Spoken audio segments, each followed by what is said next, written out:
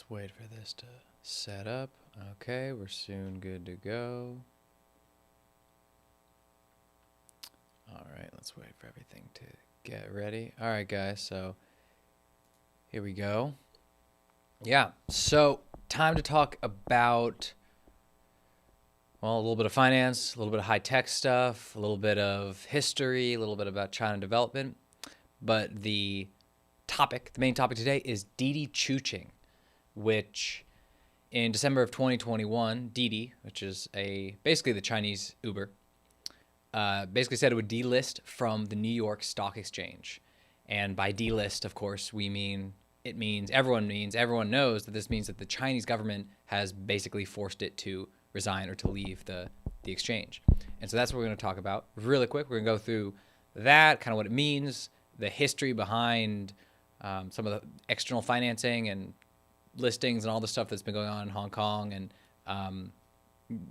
London and New York for a long time with Chinese companies since the late 1970s. We're going to do that, talk about China's development model, talk about how the U.S.-China tensions are basically what have killed this, and they've killed it, and it's much bigger, right? We're talking about Didi here, but we're really talking about Chinese tech and financial connections to the rest of the world, right? This whole decoupling thing that's happening. That's not like a theoretical thing that is happening everywhere. And yeah, and then we're going to just talk about basically, again, Wall Street's kind of the one left holding the bag and not really know what's going on. And then we'll bring it back just at the end to talk about how China's plan to make up for New York, right? To make up for, well, if you're not in New York, then you got to be somewhere. So maybe you'll be in Shanghai, maybe you'll be in Hong Kong. And we're going to talk about that and how successful that's going to be, right? We've talked before about what makes a financial center, what allows you to become the sort of place that random companies on the other side of the world decide to list their shares, basically the ownership. Well, not really in this case. You don't really get ownership of Chinese companies in these things, but it doesn't matter. Roughly speaking, you get ownership. Why does it end up in places like New York? And we're going to sort of talk about that. So let's dive right into it. Didi Chuxing is basically, like I said, the Chinese Uber, and it's a really, really high-profile company that is being forced to leave the U.S. And, you know, this whole leaving the exchange thing is only part of what's going on with Didi. The Chinese government, I mean, this is one of the major tech companies that China is cracking down on. And there's a whole reason I have other videos that talk about China's tech crackdown, what it's about, where it's headed, everything like that. But in general, Didi is a bit like Uber, like in China, the way it operated, what it was trying to do, the way it was skirting regulations. And, you know, it was one of those companies that was really pushing the boundaries of what it could get away with.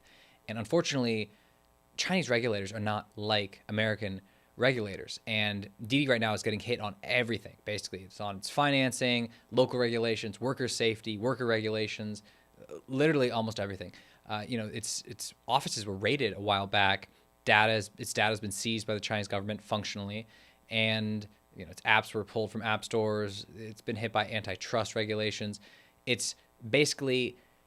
Yeah, I mean, at this point, there's even a government official stationed, or they were for a while, stationed in some of Didi's offices. So this is, you know, the Chinese legal system is not like the American one. Here we have this due process. There's a whole thing for corporations and for, you know, individuals. And you don't just have people, you know, FBI occasionally runs in, has a warrant, and kind of just shows up. Most of the time, you have to go through all these channels. In China, it's not like that. You know, what really happens is that the government has these very vague regulations that when it chooses to, it just targets a company and it throws the whole book at them.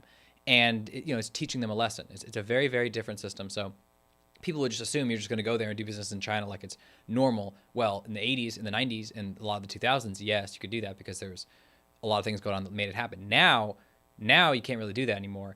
And this is what you get. You get one of these situations where a massive company is just being, you know, totally cut at the knees, right? And it doesn't matter what you think about companies and, you know, how much power they have, corporate control, whatever.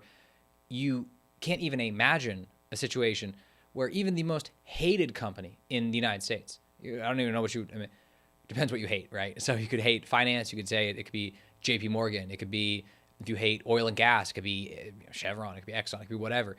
You pick it.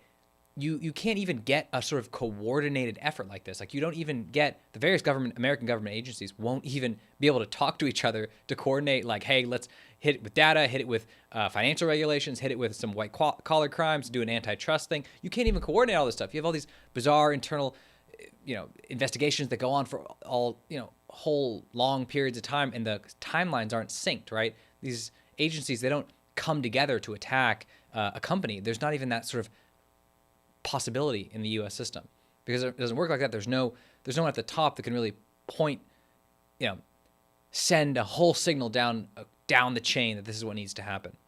But that is what's happening in China, and it's really important. Also for Didi, a really important thing is that one reason all these tech companies are being attacked, right? They're being attacked. You can go. There's Jack Ma. Everybody remembers that. There's Alibaba. There's Tencent. There's all this stuff. It's going on everywhere. One thing that's happening is that the Chinese workforce, the great Chinese workforce that built modern China in the last couple decades, and the millennials that are kind of coming up next, like 30-year-old, 25-ish, 30, whatever age people, there's a real change going on in the Chinese labor force where it's, I'll talk about this in another video, but basically it's called like a lie flat movement, where basically people are realizing that they're not going to have the crazy sort of, how would you say, like sort of the .com boom, like everyone's getting rich, or current crypto sort of boom stuff where everyone seems to be getting rich. It's minting millionaires everywhere. Like that era, that sense of crazy financial possibility has really faded in China. And you're seeing it with sort of frontline workers who are no longer willing to put in, go to work from 9 to 9, 6 days a week, right? They're not willing to do that. And it's companies like Uber, or the Chinese equivalent of Uber, Didi, where what Didi does is it has like thousands and thousands. It has like 150 million rides a day. It's actually the largest ride share. Like there's more rides that Didi does like every day, every week, every month, in China than Uber does all around the world. So it's bigger, in terms of volume and scale of rides than any of its competitors. But the way this works is it is there's a small company, relatively small company with a couple thousand workers, a couple thousand like key, coders, designers, etc., who built this product. And then you have thousands and thousands and thousands of really, really poorly paid drivers that just drive everyone everywhere. So it's become a symbol of the stark inequities of modern capitalism in China. There's a similar thing in France, where there's a movie or a series that came out about called Lupin, which is an old French sort of spy thief sort of story that kind of got reconfigured into a modern Netflix show. And one of the scenes that happens is there's a guy who's a delivery driver, and he sort of uses the delivery driver look and whole thing to sort of escape the police. And part of what's going on is that these delivery drivers all around the world are being seen as the newest example of the immiserated worker, right? Roughly speaking. And in China, it's really, really, really bad because, first of all, you're getting way less per ride in China. So it's a terrible thing. And what's happening is the government's actually putting out special regulations just to make life seem better for drivers, right? Just for all these drivers. You basically cannot do too much damage to these drivers because it's just seen to be totally destabilizing. It's such a bad symbol for the Chinese Communist Party to have out there.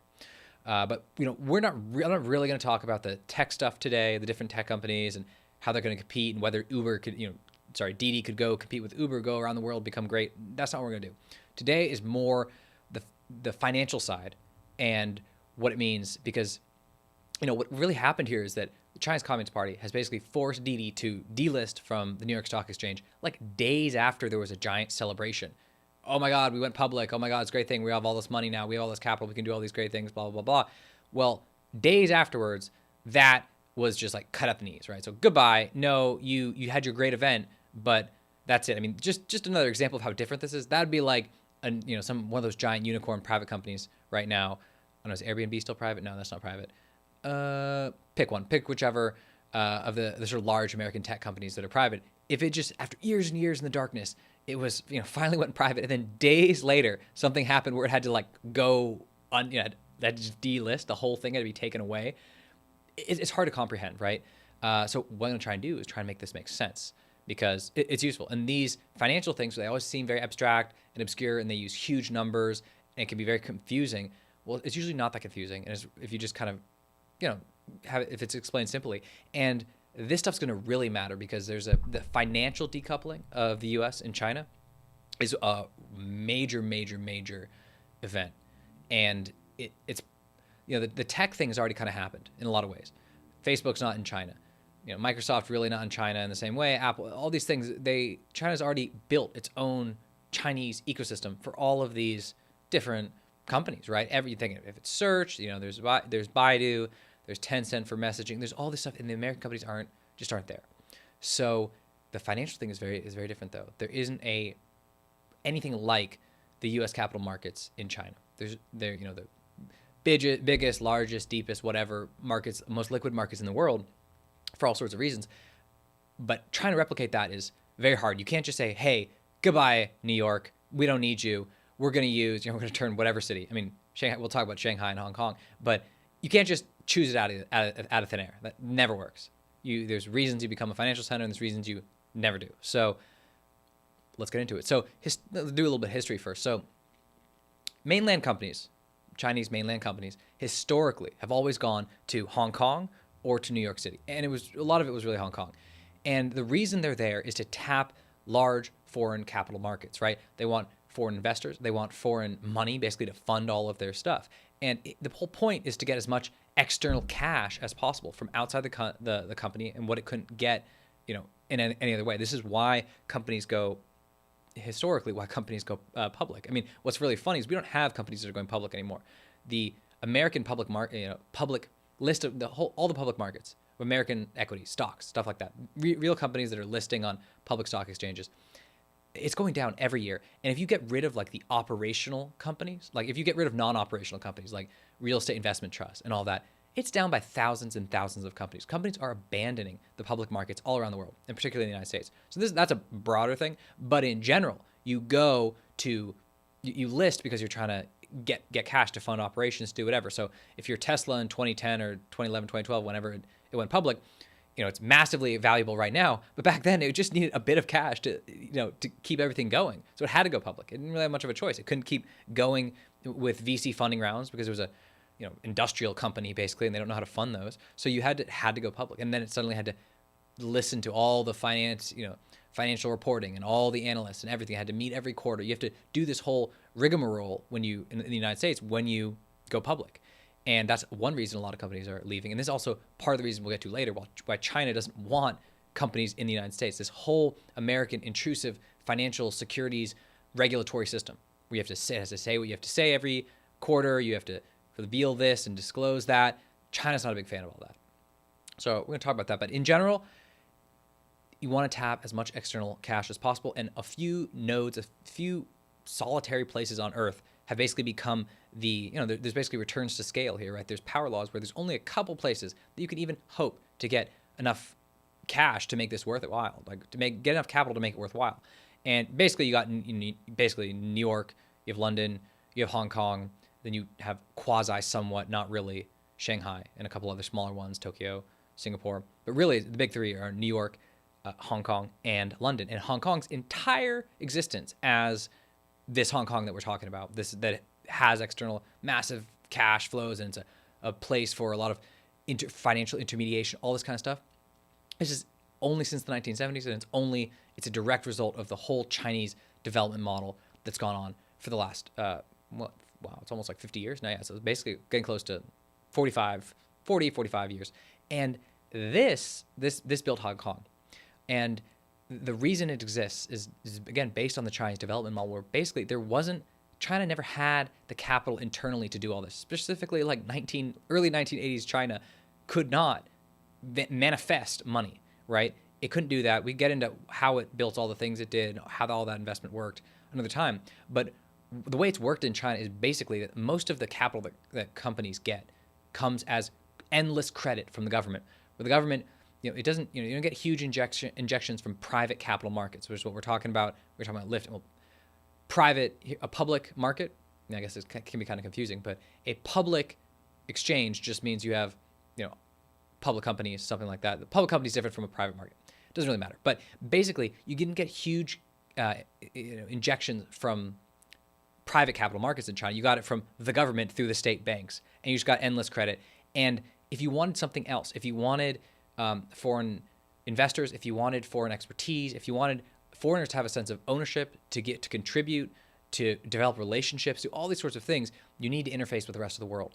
And you couldn't do that. You couldn't just endless credit from the government doesn't do that. You needed another pillar to this strategy. And that pillar is what was historically Hong Kong.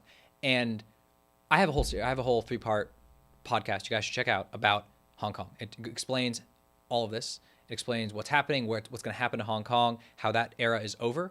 And so I'll kind of leave that aside. It's called Battlefield Hong Kong. It's very cool. Check that out.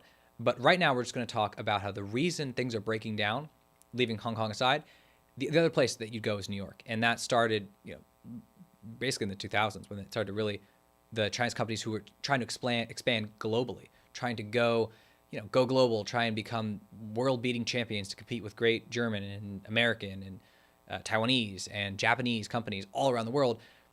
They started listing there. They started joining this international community that's really centered in New York in terms of finance. And that is where we were. And now we're in a totally different place where U.S.-China tensions have gotten so bad that this is just basically all of it's going to come crashing down. So we'll start with the China side. So China, it now wants to develop internally those capital markets that I just said it didn't have back in the day, right? It didn't have in 1990 crazy. It didn't even really have a real Shanghai Stock Exchange. And what it's trying to do, it doesn't want these companies to go anywhere abroad anymore. It wants to develop all of this internally, the same way that it wanted to have, develop the capacity to build Hollywood style movies and turn them into propaganda films. And then it was like it booted out Hollywood. The same reason it wanted to develop all of its own search platforms and messaging platforms and its own, aircraft engines and trains and everything. It's because it's trying to develop its own indigenous technological capacity. And here it's trying to do the same thing in a financial capacity. So that is the deeper thing. And part of the reason is because it knows the U.S. can't be trusted. And the United States is knocking all across the board all these companies. It's knocking off state companies from the board. And we'll get into that in a little bit. But what on a deeper level, it doesn't want the financial benefits and the financial expertise to flow just endlessly to New York and to have to be subject to U.S. federal authorities for everything, right?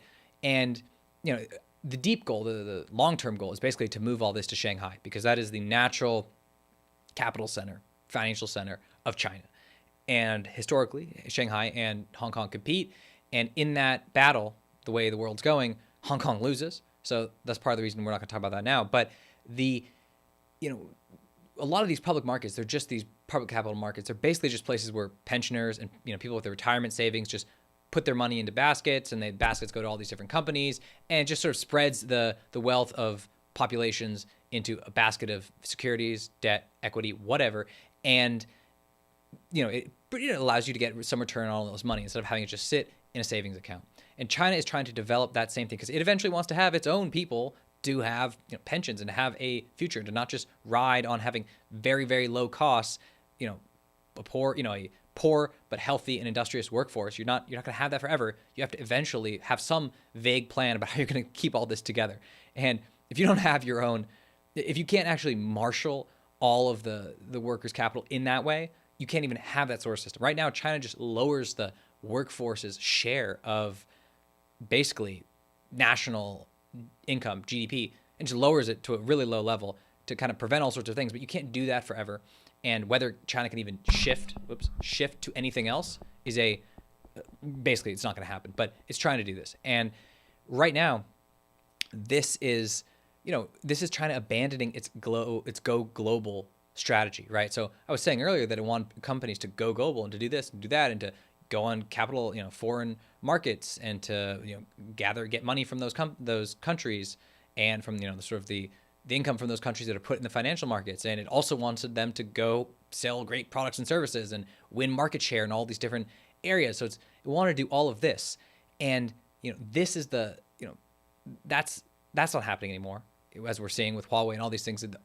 This same pressure is knocking that whole vision out of whack. And this is the financial element to it, right? This is the tech and the finance, right? This is the technological and financial, and people are calling it decoupling. Basically, it's just like we're basically severing the cord, the link here.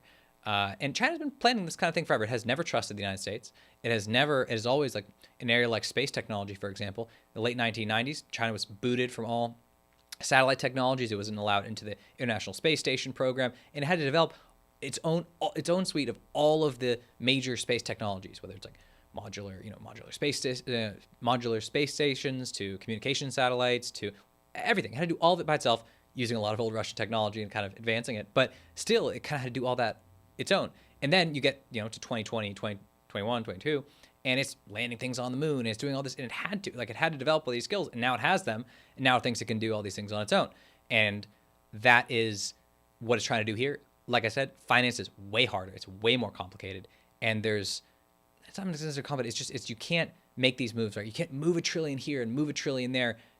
This is where whole countries break down when this thing gets messed with. So that's something we can talk about another time. But, ultimately, the deep reason, the deepest reason, basically, why China is, cutting this is, like I said, Didi is a high-tech financial, it's a high-tech company, and it has a lot of very innovative technologies, theoretically. I don't think they're that innovative, but whatever.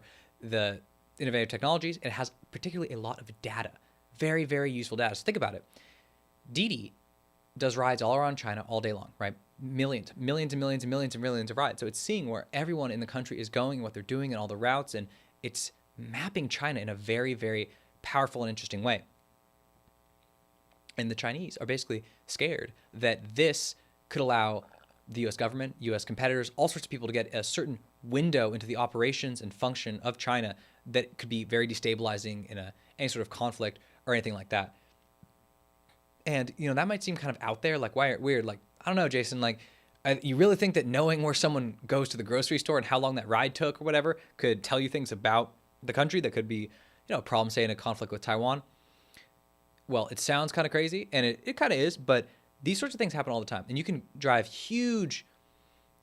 find crazy correlations. You could find crazy things about what time to do certain things, what time this happens, what time that happens. It's actually extremely valuable information. But in general, what's happening is these tech companies are generating so much information, and so much of it that seems stupid, seems weird, but it's all just being generated and stored. And this is a massive, this is a threat to the whole Communist Party. I could talk about another time, but basically this data is now seen as, it's like land and labor and capital, these sort of things that economists talk about as sort of key factors of production. Data is seen by the Chinese Communist Party as something just like that, because data is now one of the key, a lot of computer programming is just, gathering data and arranging it and displaying it and doing something to it, and then displaying it.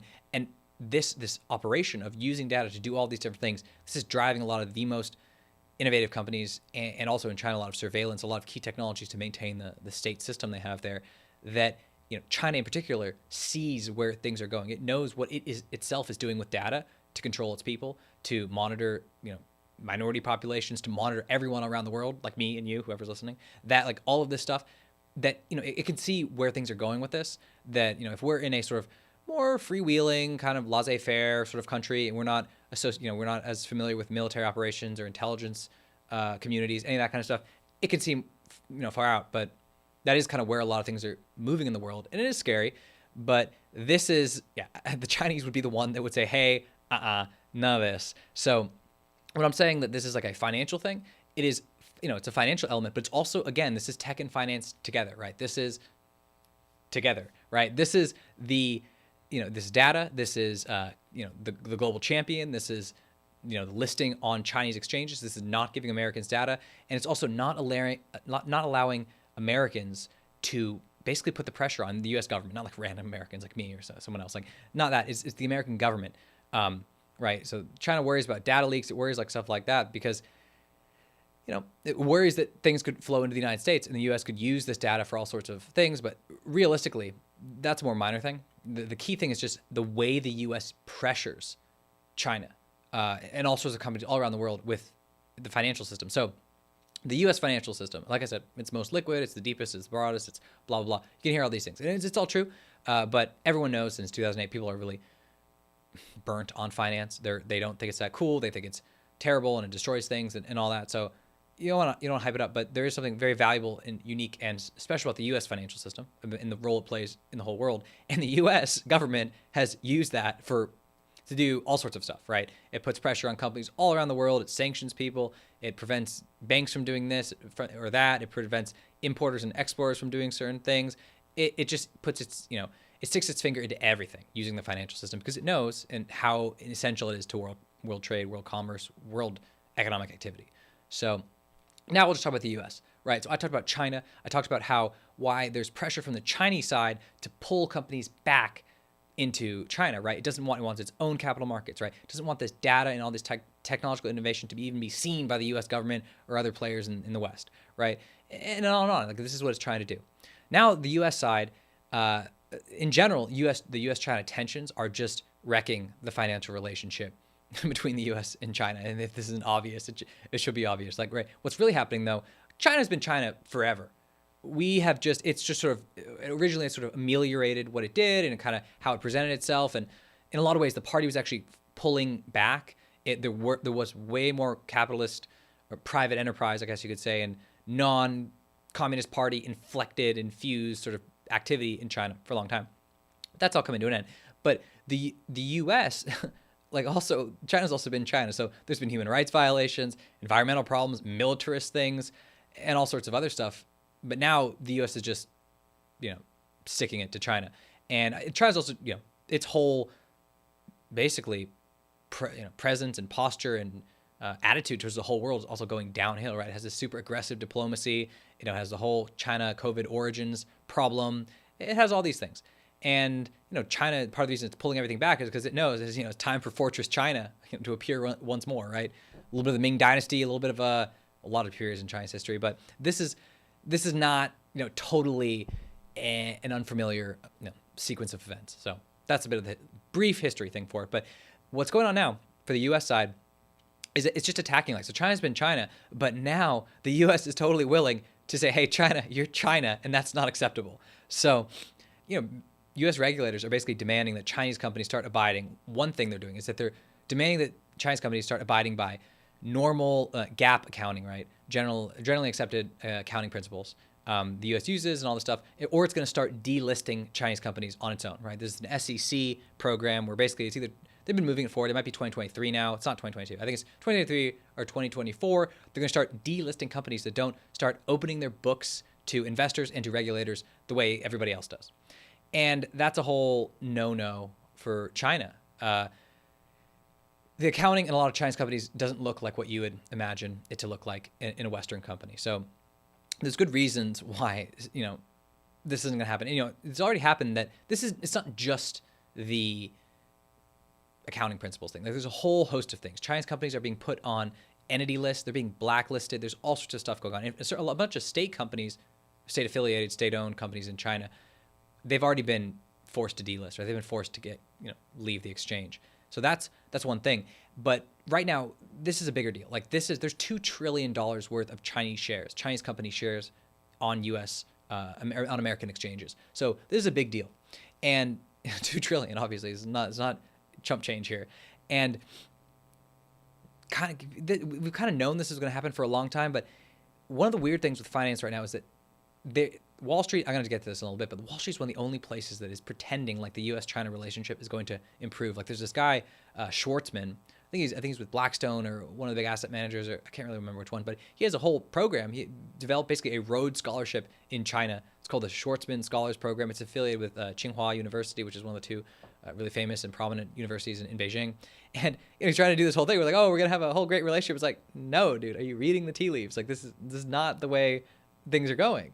But nonetheless, like, that's moving, and that's kind of emblematic of a lot of Wall Street's opinion on this, because, like I said, from the 70s, late 70s, really early 80s to 2008, 2015-ish, Wall Street played such a key role in this whole thing. Like, the same way with sort of the petrodollar system, where basically, oil embargoes, remember the whole time, 1970s, the U.S. was sending all this money to, and we still send a lot of money to the Middle East, and the West in general, not just the United States. They're sending all this money to the Middle East and to Saudi Arabia and all these countries. But here's the funny thing: like, what do you do with all this money in Saudi Arabia? This has always been the question. Well, okay, you have a bunch of yachts, you have a bunch of really fancy homes or whatever, but like, you don't have a real functional labor force. You don't really produce anything but oil, and you do it so cheaply, and you have like one state company that does it, and all this is like, well, what does all this money do? And so the truth is, once you've had your sort of like consumption, you hit like a little level, you're like, I have enough yachts, I have enough like random parties, crazy booze things, like all this stuff. What you basically do is you just park that money in a bank. And so all the money that the U.S. sent to places like Saudi Arabia, it came just back to the United States. This became what's known as the petrodollar system. We're like, okay, we send money to Saudi Arabia, but it actually gets funneled back into U.S. Primarily U.S. and British financial companies, and then they just have to package it and cut it up and send it all over the place. And that was a big thing.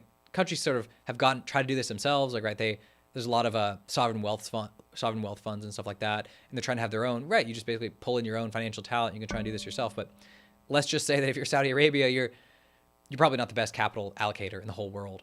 So that's a whole separate thing. But this whole thing of Wall Street being so invested in this thing is just kind of where this happens. Like people don't quite know, like, oh my God, this is really ending. Like, what do we do next? It's a bit like Hollywood in a lot of ways, where Hollywood, they know that China is like allowing less and less films from Hollywood every year. And even if you make a movie like Shang-Chi, which has a Chinese lead actor and all this, you're still stuck in like limbo. You don't even know if you're going to be permitted into the country. And you've done all this stuff to not even just like appeal to like the random censors and propaganda board people, but it's like literally to appeal to the entire Chinese audience and to make it something, oh my God, this is literally for China.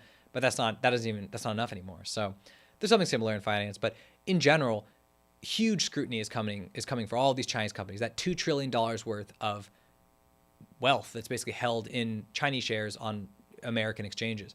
And a company like Alibaba is a really big example. Giant Chinese company, and it has a lot of wealth, a lot of capital that's stored and basically held in American shares. I mean, it's weird. So a lot of this stuff is called like American deposit receipts. There's actually a whole thing where you don't actually get equity, or you don't get ownership control over these companies. It uses a sort of a thing where you're still a Chinese company, but you have like shares listed somewhere else, and it correlates and often goes through Hong Kong. So there's a much more complicated thing going on here. But roughly speaking, there's some of the wealth of Alibaba is held in these exchanges, and it's owned by all sorts of people, and it's mediated through these American institutions. And that is no longer okay for China. And so the U.S. is going to use the fact that these companies are on these exchanges to punish it. Just imagine if a company like, what's a company that China hates right now? I'll just say Disney. I mean, Disney, this is a good one because they had the whole thing with Winnie the Pooh looking like, it wasn't Disney that did it, it was like meme online, but like how Xi Jinping looks like Winnie the Pooh. It became a whole no-no, got banned off the internet or whatever because it was uncouth. But basically, imagine if like Disney was listed as on the Shanghai Stock Exchange, and all these Chinese regulatory agencies, which I just said will happily like throw the book at a Chinese company, suddenly got pissed at this company. Imagine what they would do to it. They would just absolutely wreck it, right? So just imagine. Basically, the U.S., again, like I said, it's not like that. It's not structured like that. But like I was saying, these Chinese companies, there's so many problems with them in the first place. And this isn't the basic. Like I really only brought up this the gap accounting thing, where it's like, hey, just do what every other company does, and just basically give income statements, give cash flow, give the basic reports about what's going on, right? Just in a way that everybody else does. It makes sense. And they're not even okay with that. So there's already easy areas for not even a government directed thing, but just like basic, like, dude, this company, it doesn't work. This is no good. Like there's all sorts of ways for enforcement actions to just happen to all these companies. And it's going to be just, you look at American politics, you start knocking these companies, it's not bad for any of these regulators. It's not bad for the political parties. There's basically a bipartisan support that this stuff is not okay. Just with COVID, what's going on, things aren't going to look good for the sort of U.S.-China relationship in the eyes of the American population, and the whole the whole country of China in general to Americans. It doesn't look good. But that's where it happens. And the key other thing to remember is, again, I was saying that the U.S. sort of uses its influence all around the world, the centrality of the U.S. financial system and its utility all over the world for exchanges all over the world to attack all sorts of companies. And that is actually more directed. It's in Treasury Department and agencies. And it actually is a very directed thing that the U.S. federal government and the sort of the political administration there uses, right? So this is all the stuff you do: sanctions against Iran, sanctions against this country, and that and that. It's used all the time, and that, this is something where China can't actually leave the world of dollar financing. So basically, if you're, let's say you buy anything from China, or you buy something that is originally produced in China, anywhere in the world, like if you let's say you're Russian and you buy something and it comes from China, China doesn't accept rubles. Nobody wants rubles. Nobody wants rubles. So what usually happens with almost any country, it doesn't matter if you're Brazil, it doesn't matter if it's a Mexican peso, it doesn't matter if it's Turkish lira, you tend to have Turkish lira gets converted into dollars, which is given to China, right? And this is also part of the reason you have a country, large exporting countries end up with so many reserves and they accumulate so many dollars, in addition to keeping their currency low. But that's a huge thing. And this is what's going to happen. So all of these forces, like this financial decoupling that we're talking about, is coming because the pressures are too great. There's almost no benefit for the U.S. I mean, there's no benefit. How do I say this? Like, so there's no benefit to the U.S. from allowing all this Chinese stuff to happen if you kind of see where the Chinese economy and government and companies and everything is going. But the people who are still pushing all this, again, it's just Wall Street. Like I was saying, I'm not even trying to attack Wall Street in any way, but when you hear, oh my God, the giant Chinese consumer market, we need to have all this there. Oh my God, like China there's such a small number of Chinese people have pensions or retirement accounts or all this kind of stuff. This is the endless financial marketing of typically large American financial institutions, which are still trying to get into China, where, like I said, everyone else has kind of realized, hey, probably not going to get a massive share of the Chinese market because they want their own companies to have that share. They want their own companies to do that. Wall Street is still like pretending like, oh my God, like if we're really nice, things go well here. If we let them use our exchanges, if we can maintain their access to American exchanges, maybe we'll get a massive section, some part of their like private equity market or whatever, like anything. And a lot of it's just basic retirement functions, like to actually create, like I was saying, those capital markets where you basically funnel worker savings into a whole variety of products and financial products and stuff like that. This is what Wall Street is still like pretending is going to happen, but like things are not going back to normal. The same way COVID doesn't seem like it's just, oh my God, we're going to be back to 2019 again. The American-Chinese relationship is not going back to 2019 or 2009 or any of that. I mean, that is just over. And a lot of this is still the big institutional, like the major banks, the JP Morgans, the Citigroups, all this kind of stuff. They're so kind of hemmed in by all these regulations in a lot of ways that they see the giant, obvious Chinese market and they just cannot think of anything else that can improve their balance sheet, their earnings, anything as significantly as this, if they could just tap into it, because they're very limited in what they can do in a lot of ways. People actually think that the banks are so important. They're becoming less and less important throughout since 2008. And people should remember this. Like, you always think, oh my God, finance is terrible. All this stuff is terrible, and it's just the same thing. It's always awful. There's always a lot of there's a lot of change going on. So since 2008, when the financial system imploded through, from the real estate market, there's been all these problems, and there's new problems. And like in a lot of commercial, a lot of, not commercial debt, there's not the CLO, basically there's basically a bunch of loans in another area. They're all packaged and securitized. They're just going to be just as terrible at some point. But the broader thing is that the actual structure of finance changes, right? So it was already clear back then that, a lot of more nimble, smaller organizations like hedge funds, which have, again, a terrible rap, but they're, it's just a fund, right? It's not as crazy as it sounds. These are also the more nimble players, and they're also they've read the tea leaves. They know that, like we're not large and bureaucratic and sclerotic. So we actually know that, well, first of all, we can identify opportunities better than a giant bank that it can't even coordinate anything it's doing. And we also can tell that, hey, just because it's a massive thing that looks like an opportunity and being sold like an opportunity, maybe you're just being sold something, you're not going to get anything, which has been the story in like every single industry related to China, in the sense of you're not going to get a massive share of the internal Chinese market, right? That's really what I mean. Obviously, you got like cheaper goods, you got all sorts of benefits in the corporate side from being with China all these years, but the idea that you're going to suddenly be the one industry that's going to take China, even though it's quite obvious, and especially you look at just how finance works in China, where it's state banks, and they're so concerned with financial stability. And there's the whole structure of the Chinese financial system from like top to bottom. It's like, where on earth do you think an American private bank is going to fit into this in a way that even allows you to operate the way you operate? It doesn't even make sense anyway, but that's irrelevant. But nonetheless, Wall Street still sees a huge market in China, and it worries about losing this business, and then it thinks it'll get sent to London, or more likely Hong Kong and Shanghai, and it's just terrified. So this is part of the reason, like this inertia you see. It's like with like a lot of people, I've talked to people, they just say like, why are Chinese companies even allowed here in the first place at this point, right? Or why do we still want them, right? I mean, this is a deep, sentiment in the United States, and the argument has always been, oh, broader liquid markets, so bigger, wider, deeper, whatever. But strategic things are coming into play, and people just aren't down, to put it basically. And Wall Street's kind of the last one standing on this whole thing. But let's kind of just, lastly, we'll just, as a final thing, we'll just address this last question of like, okay, let's say the Chinese companies are all banished. $2 trillion. Get out of here. Take your $2 trillion and leave, right? Where does it go, right? If you say London, it's not going to London. It's not going to Tokyo. It's not going to any of these places. Actually,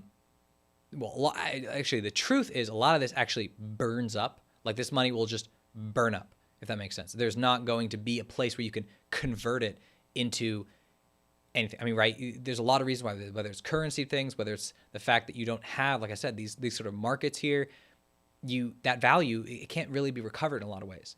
So that's one thing. But really what Wall Street is worried about is like, are we going to lose our position to Hong Kong, to Shanghai? And this, again, I'll point people to the Hong Kong series I did. And I think there's another video. Check out a live stream I did that was basically about financial centers. How do they form? Why do they appear where they do? Like, why did Shanghai appear where it is? Like, why is London? Why are there so few of them, right? So you don't tend to lose your position as a financial center for a very long time. Like, right, London appeared during the British Empire. The British Empire is long gone. Yet, here it is ambling along, even though it's super weak now. It's not, actually might finally lose its position in the next couple of decades. New York is very unlikely to do that. But the deeper question is, can China even create this New York, this new New York in China? Just for Chinese companies, right? Maybe you forget, obviously, you're not going to suddenly have American and British companies and, all these other ones coming to China. Like I said, everything, there's no reason you'd suddenly allow yourself, subject yourself to Chinese authority in the same way China no longer wants its companies subject to various forms of American authority. So forget that. But what about just for China? Can you actually create these capital markets that I'm talking about, which I said was like part of the reason this is even happening? And it's theoretically possible, but China needs such strong control over its financial system and over, the labor share of GDP and basically the industrial sector and the export sector and the transition to an attempted more of a consumer economy, all this stuff. It needs such control over all this that you can't really allow a global market to exist, right? And the other thing that's going on is that you have a conflict between between Shanghai and Hong Kong. Like I said, this is a historic conflict.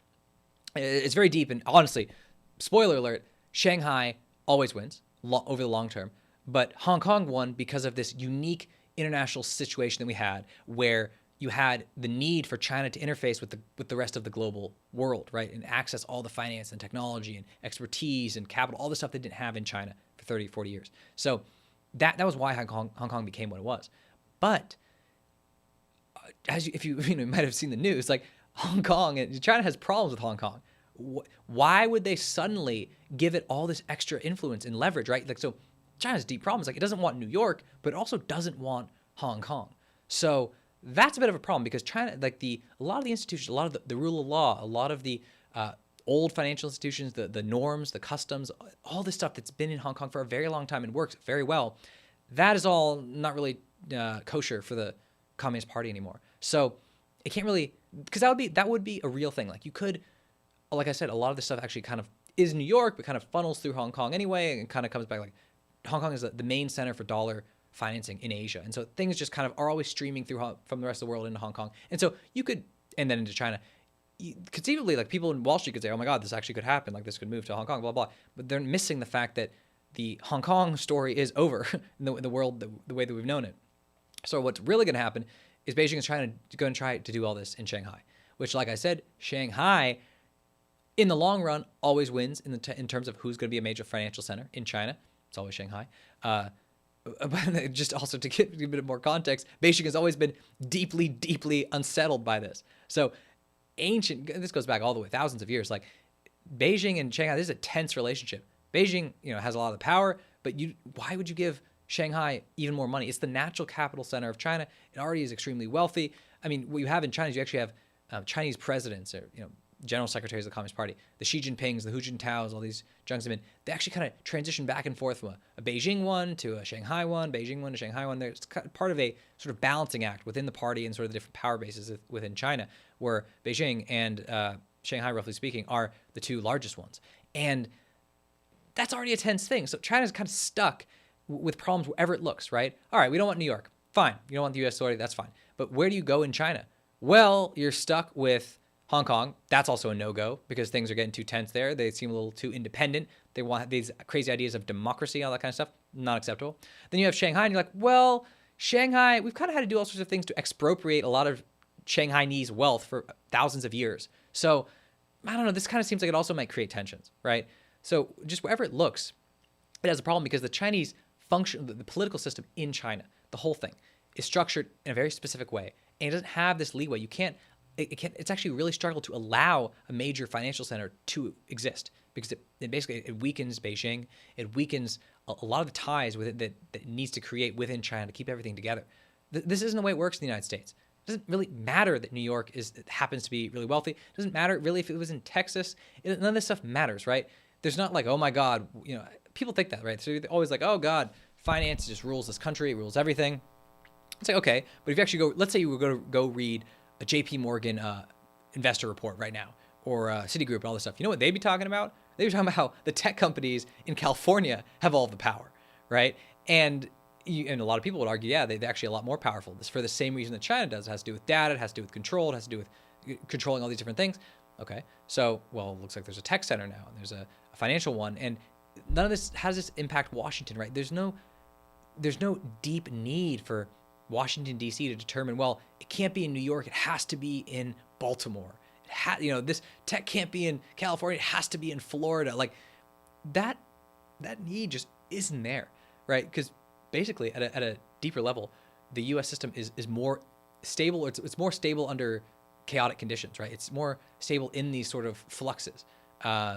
It's more resilient in a lot of ways. It can reform into new arrangements very easily. China cannot do that. It cannot, like, just the fact that Hong Kong is having problems, that's hard. Just the fact that the access to New York and the rest of the world is under threat, like, that's very difficult. The fact that the Shanghai Stock Exchange is still a casino is, partially intentional, but it makes everything impossible, right? So the way this all plays out, like I was saying, that Beijing can't really allow, Shanghai to do all this stuff.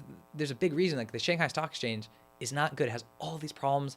The investor reports there are bad. Not the investor reports. All the corporate reports, people don't trust them. There's weird insider trading. There's a whole host of things it just can't get rid of. And if it wanted to get rid of it, it would. If Beijing was allowed itself to get rid of all these things, it would destabilize this sort of centralized financial economic infrastructure that it's built. So it's kind of screwed either way. And what I'm really saying here is that this.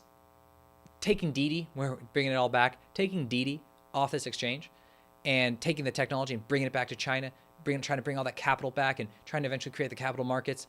This is really Beijing shrinking its horizons, right? There are so many problems with every part of this plan. And this is even the stuff that I'm telling you about, sort of the deeper plan. You won't hear most of this stuff because it kind of seems absurd to people and it's kind of more abstract. They'll just talk about, Didi and the data and stuff like that and how it's not good. And it's kind of a local little problem. But these are the deeper things that Beijing's actually trying to do.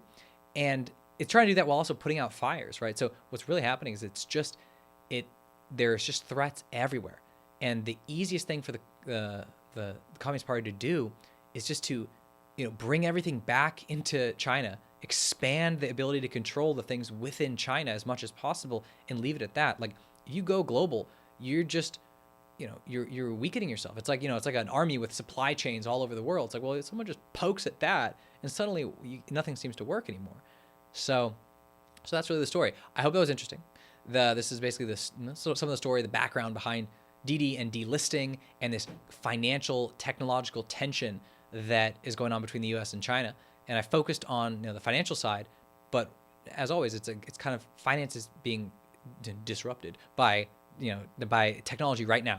So I was talking about the JP Morgans are worried about the Apples of the world and the blocks of the world or whatever.